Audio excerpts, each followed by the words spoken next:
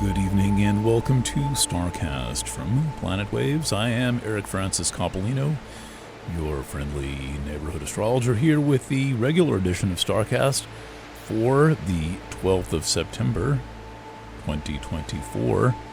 This edition accompanies the September 12th extended readings for all 12 signs and rising signs that are part of paid subscriptions to Planet Waves, as well as my article on Virgo, following up on last week's article, which gave a lot of details about Chiron as we move through Virgo season here on the way to the Libra equinox. I will have more to say about that next week. And also in upcoming coverage, I will soon be doing a reading of the inauguration chart. As you may know, I do not do the charts of celebrity politicians and candidates. I find that to be a perfectly useless exercise, and it is certainly not predictive. And also, there is no longer any chart for the election itself, since the election not only takes place across God knows how many time zones, 5, 6 different time zones in the United States if you count Hawaii, but also early voting messes things up in terms of timing, and I have not found that the traditional Dixville notch chart for 5 minutes past 12 in New Hampshire makes a difference at all. But what we do have, and we know for sure when and where this happens, and that is essential to reading astrology, is the chart for the inauguration, which is on the 20th of January, following the election, exactly at noon. I use 1 minute past noon since there is no 12 a.m. or 12 p.m. Anyway, I am planning a reading on that chart shortly. I have studied it carefully and have a few things that I feel a need to say about. Also, there will be a Planet Waves FM this weekend. Probably not. I'm going to record it this weekend and probably release that sometime on Sunday or on Monday. Planet Waves FM is now on a new moon, full moon cycle. That's the Pacific Radio program associated with Chiron Return, the non-profit side of Planet Waves, basically the journalism department. And the program was getting to be too difficult to produce, 3 hours and 4 segments with spot reporting and all of that every Friday exactly at what's scheduled for 10, but I would come out with it at about 5. So anyway, I'm experimenting with new audio formats, and the extended program will be twice a month, but I'm also planning on supplementing with shorter programs through the month, different ways, interviews and stuff like that. So I will not be neglecting major issues, but I'll be treating them a little bit differently and timing them differently. A lot of the difficulty of the job that I've had the past, 20-something, 27 years has been the nature of the timing. So as I've said a few times, I'm experimenting with that. Astrology is all about timing, and I think that a new moon, full moon cycle at least mixes things up a little bit and also follows a natural pulse of the solar-lunar cycle, balancing the masculine and the feminine, which is seems to be my prime directive for this incarnation on the planet. So a couple of things regarding let's see, skip the house announcements. Maybe I'll get to them at the end. I have said hello. I've vibed in a little bit as I work now at 10 seconds to 2 o'clock on Thursday afternoon. Sagittarius is rising 17 degrees and 7 arc minutes, so mid-Sagittarius rising. The sun is, it looks like sun is right at the zenith. It's a little unusual this time of year how that works. It's 2 o'clock daylight time is 1 o'clock Standard Time. And when you're looking at the positions of the planets, the Standard Time, daylight time thing matters because the number assigned to the time of day changes things around a little bit. Anyway, sun directly overhead as I speak. And this is, I'm going to get into the full moon chart in a second because we're coming up on the full moon quite soon, in about 5 days. And this is the last STARCAST prior to that. But what's interesting and stands out about the chart for this moment is that there is a grand cross aspect.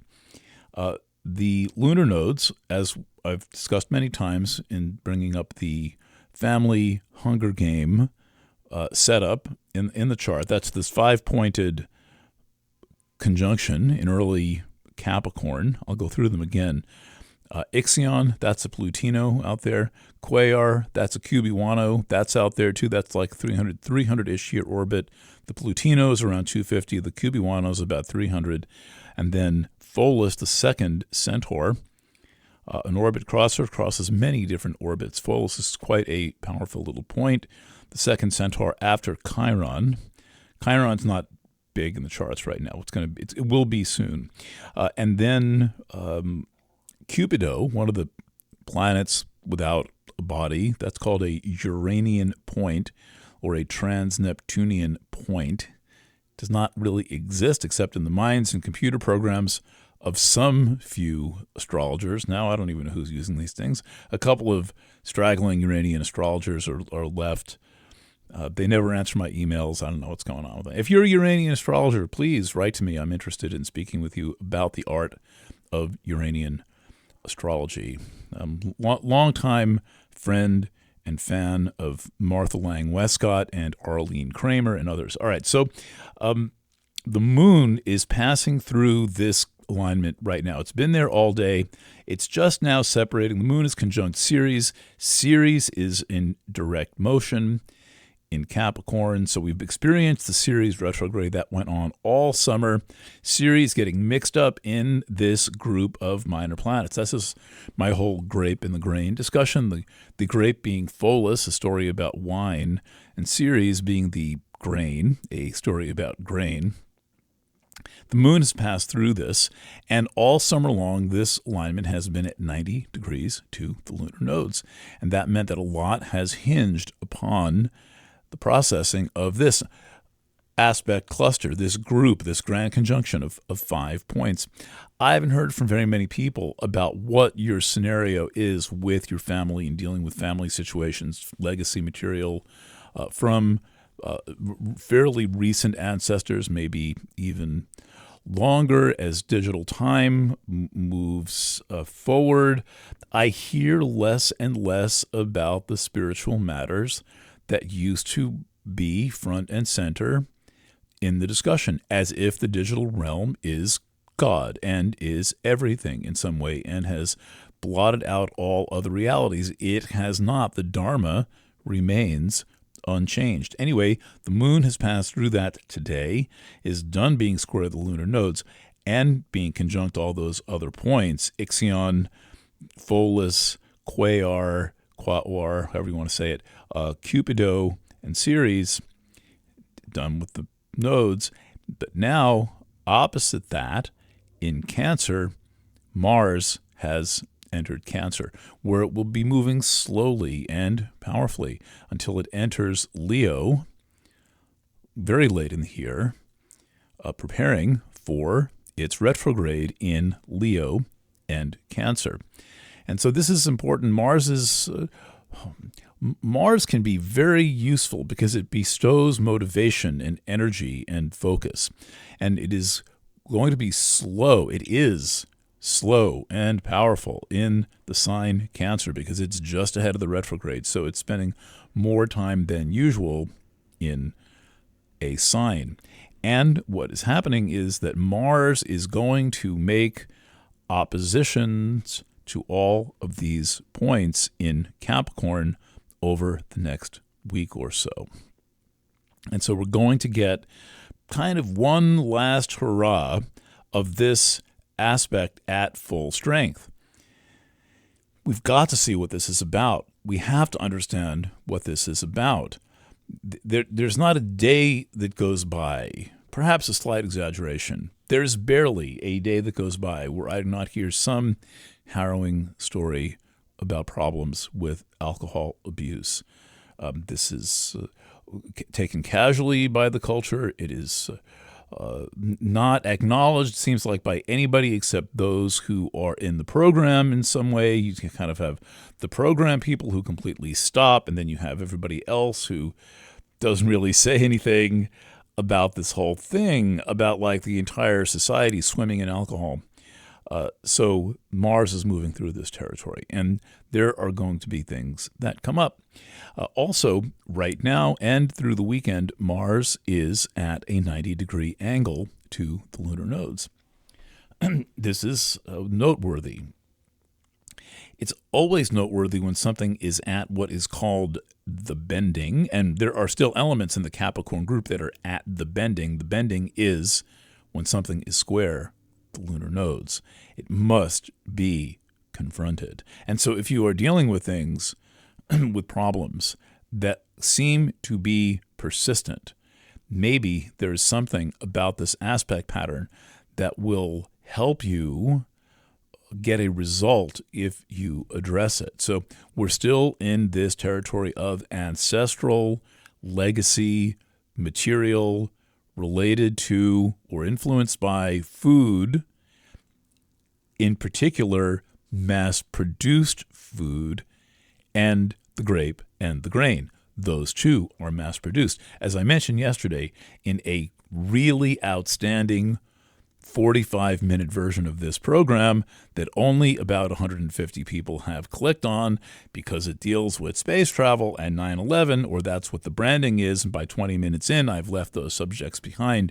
And I'm talking about astrology generally and the use of astrology, and I mentioned that I'm reading the work of a long-gone astrologer named Al Morrison. I think Al died in 1995, so it has been a while since he was on the planet, and this is really pre-prolific internet, and he had no books, but someone in his life gathered many of his articles and lectures and letters into a book, and I assure you that no one is benefiting more from this book than I am. This will influence the way that I do astrology for the rest of my career.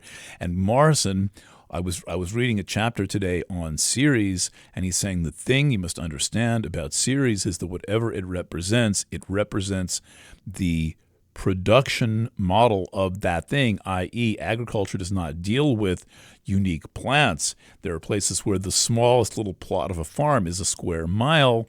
This is a form of manufacturing, and this is what Ceres is about. So anyway, Mars is going to swing through this whole pattern, and Mars is going to make a 90-degree angle to the lunar nodes. Remember, the lunar nodes are, in the simplest stated way, our ability to process karma. If one is constipated, one is not processing food properly.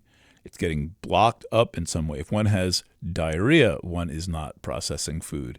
If one has fermentation in one's stomach or inflammation related to food, etc., one is not processing nutrition properly. Think of the nodes as a spiritual digestive tract that helps us move from the unfamiliar to the familiar, from the past into confronting the present and the challenges of the present. And when something is at 90 degrees to that, that's the thing that must be in some way engaged or confronted. And that is Mars right now. Okay, so this has a special, let's say, highlight because Mars, as we know, rules Aries. And so we have a condition where the ruler of the North Node, right, the planet associated with the sign where the North Node is located, is at 90 degrees to the nodes. This is a skipped steps position. It is like wanting to do things and accomplish things, but the necessary steps along the way, the preparatory steps, for example, are not taken, one just jumps ahead. And what happens in that case is there is a kind of it's like getting stuck in a revolving door. There's not progress. You're not going in, you're not going out, you're just going around and around. And that's the basic condition of Mars at 90 degrees to the lunar nodes when one of them is in Aries. And that's what's going on. Now, Mars also is always about the nature of desire. What do you want? This is a very challenging question because what you want is what is motivating you. If you are motivated by things you don't understand, you're going to get results that you don't understand. The other thing to remember, when any planet is in Cancer, its influence is going to be cyclical, like the moon. So if you're wondering about any planet you have in your chart that is in Cancer, consider it a cyclical influence. This relates to everything. It could be Saturn. It won't be Pluto. No one's left around with Pluto in Cancer unless you're like, I don't know how many, well over a century old.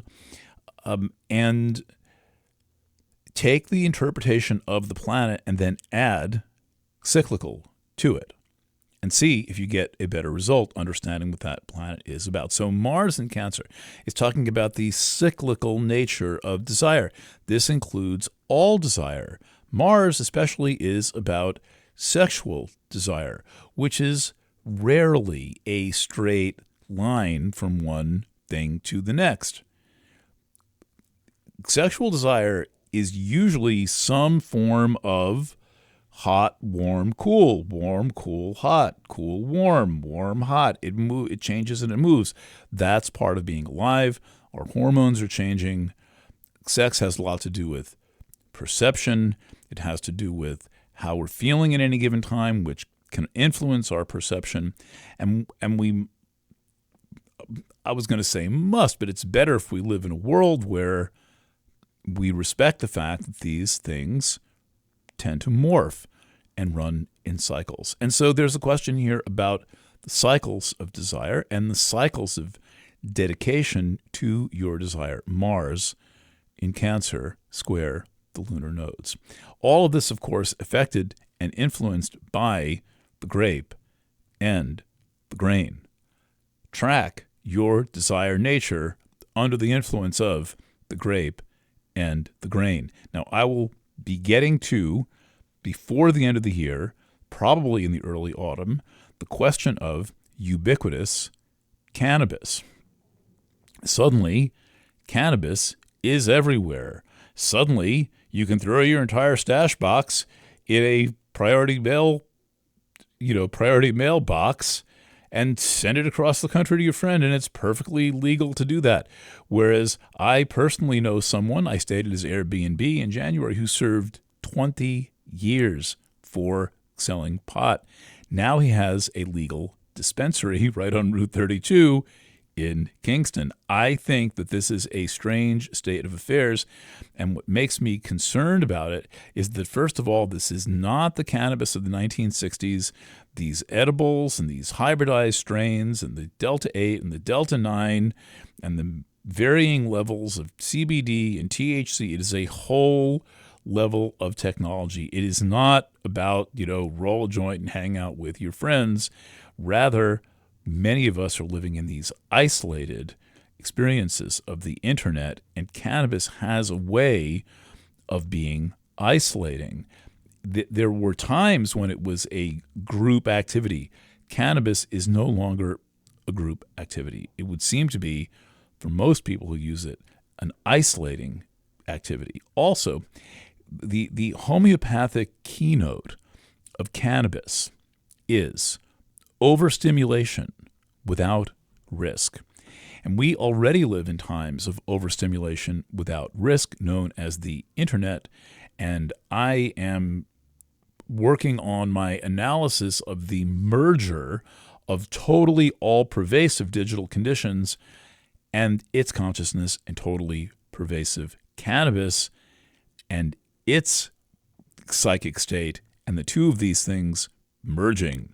If you have thoughts about this, send them to me, please. I will include them in my analysis. You can add them into the comments below. You have to be registered as part of Substack. That nothing happens bad when you sign up for Substack. All that happens is you can read the articles on the internet and add comments. Nobody gets your email address. I've already got it if you're hearing this on Substack, and you can participate. It's worth it. The rest of Substack is a fucking mess. But Planet Waves, me and my friend Janice Fiamengo, she's great. Tom Golden, he's great. My old friends are doing good work on Substack. I've kept all of their Substacks anyway. That is a rant for another day. Let's go to the full moon chart. This is I'm feeling a little bit long-winded today. It took me time to get going, so I'm going to mute the exit music and talk about this full moon chart that is just ahead of approximately 4 to 5 days ahead of the autumn equinox. Autumn in the Northern Hemisphere. Now that I have fewer Australian readers, because I'm not in any newspapers down there, I don't get hate mail if I say something like autumn equinox. And all of those of you who may have sent me hate mail for saying autumn equinox, you're welcome to send me a note of apology. Okay, so the full moon has a distinctive, exciting feature, and that is that it is conjunct Neptune. Speaking of cannabis and the internet, both very Neptunian, the full moon takes place at 25:41 Pisces, and Neptune is at 28:36 Pisces. This is delusional. This is like ankle weights territory. It's also very dreamy. So if you're somebody who can handle astral experiences, and you know when you're having them, well, this could be perfectly wonderful. Fortunately, the whole business is the whole business, meaning the sun is in 25:41 Virgo, opposite the moon at 25:41 Pisces, both aspecting Neptune in late Pisces. And Pluto is at least involved in a way that is potentially productive. Pluto is going to be trine the sun for this and sextile the moon. That's what happens when that's what this pattern creates. Now, the potentially worrisome thing about this is that there is one of those make-believe points called Poseidon, which is very, very Pisces. It is like hyper Pisces, and it is located in Scorpio, which can be very Piscean. There's a lot of dancing back and forth between Pisces and Scorpio, in case you haven't noticed that yourself, you of Pisces or of Scorpio persuasions, and there's nothing quite like a Pisces-Scorpio romance. No, there's not. So here's the thing. With Poseidon in Scorpio, Scorpio is in very Piscean mode, and it's going to be in Poseidon goes so slowly through a sign that I don't even know when it leaves. There's no point even thinking about it. But it's right at the midpoint of Scorpio. And as such, it is at a 135-degree angle to Neptune, i.e., we have one influence that is a lot about the deluge of deception, Poseidon in Scorpio, making a sesquisquare, that's straight out of Uranian astrology, to Neptune.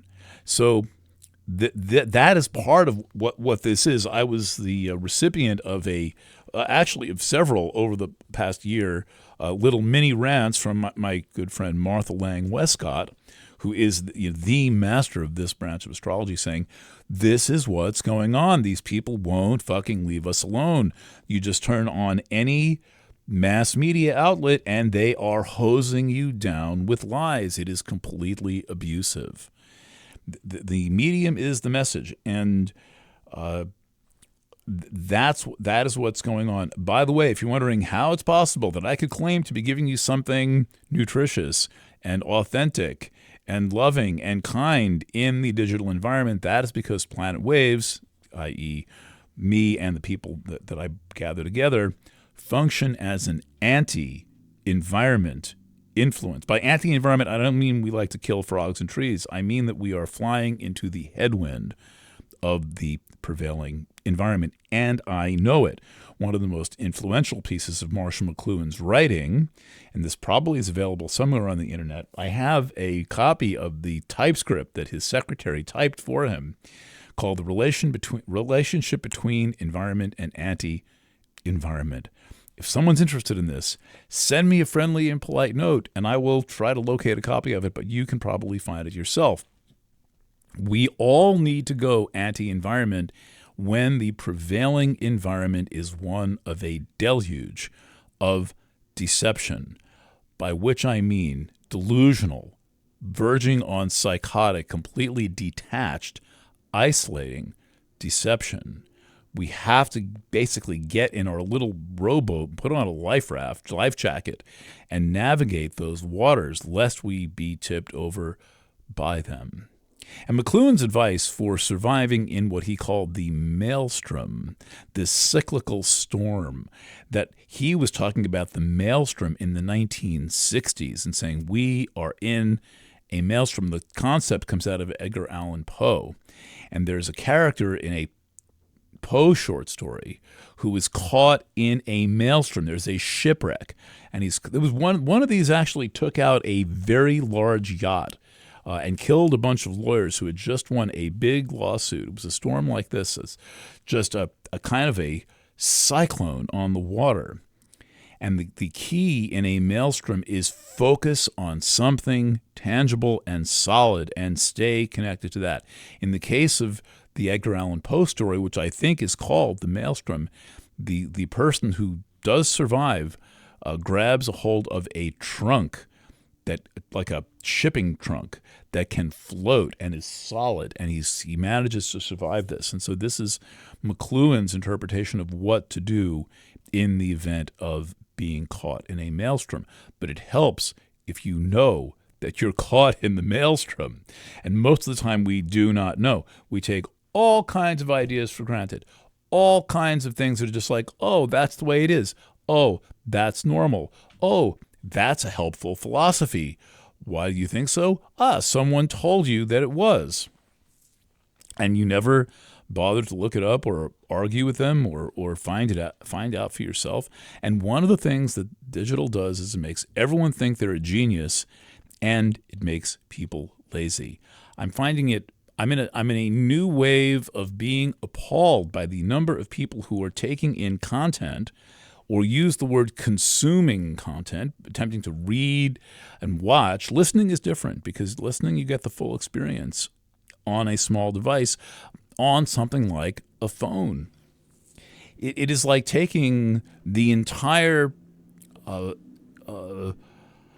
kind of landscape of the internet and shrinking it down to something so big where you don't have a hope of learning anything, certainly not visually. It's a terrible place to read. It's a terrible place to watch videos or movies or something on a little like 4-inch screen. I can't even conceive of it. But that's one of the things we're struggling with, is this narrowness of perception, as if we're looking through a crack or a porthole when we need to be looking around at the whole landscape and getting a sense of the wider reality, both in the digital environment, but also in the world around us. And one is a metaphor for the other. They're not the same thing. All right, so what have I said about this chart now so far? I've said that the moon is conjunct Neptune and its opposite Saturn, Sun. We talked about Mars square the nodes. Mars will continue to be square the nodes and opposite Pholus in this chart. So here is a thing to watch out for. And I'm going to wrap up soon. Getting a hold of this cyclical desire process. Mars opposite Pholus, square the nodes, is the perfect illustration of yielding to some form of a thing that you know is temptation, then everything runs out of control.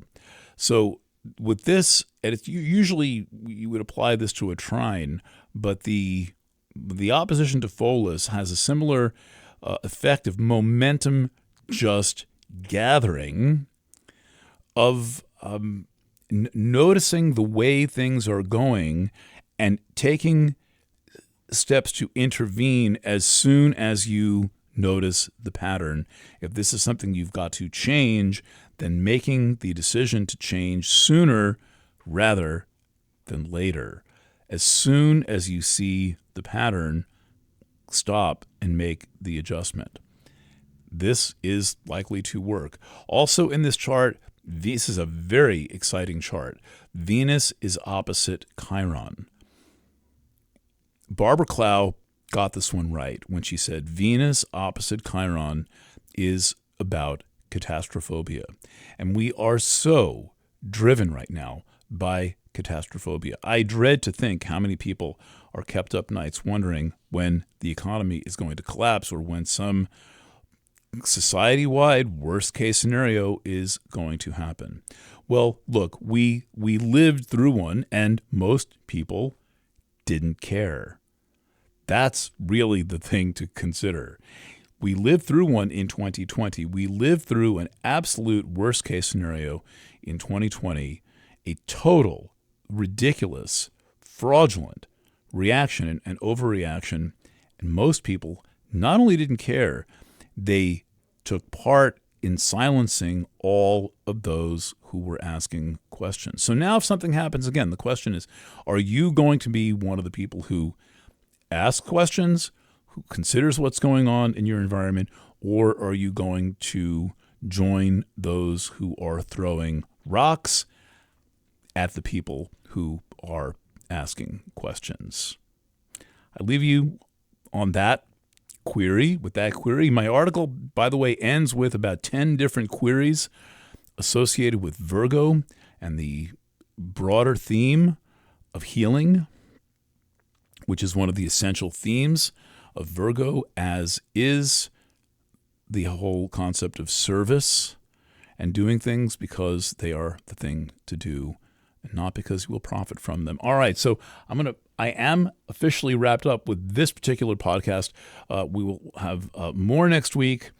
I'm likely to do the presidential one sometime early in the week, around the time the Planet Waves FM comes out. So please stay tuned. And if you're listening in some extraneous place on the internet like YouTube or on one of the podcasting platforms, welcome. This is Planet Waves, and you can get to us by either planetwaves.org, that's the radio program, planetwaves.eu, that's the astrology site, or planetwaves.net, that is also the astrology site. Basically anything but planetwaves.com. That's a guitar pick company called Planet Waves, Diodario and Company. So the Planet Waves you want to try out are .eu, lots of astrology content there, .org, my long program on Pacifica, and planetwaves.net, the original, the one, the only Planet Waves. Thank you for listening. Thanks for joining me. Thank you for being a paid subscriber. If you are one, you will learn more. You will feel better. You will be more comforted by my words, my thoughts, my ideas, and my most beautiful photographs as a paying subscriber. That nutritional exchange is very important. It makes it real. It gives you a sense of ownership of what I'm saying and doing. All right, signing off from Kingston at 2:29 p.m. Lots of love, and bye for now.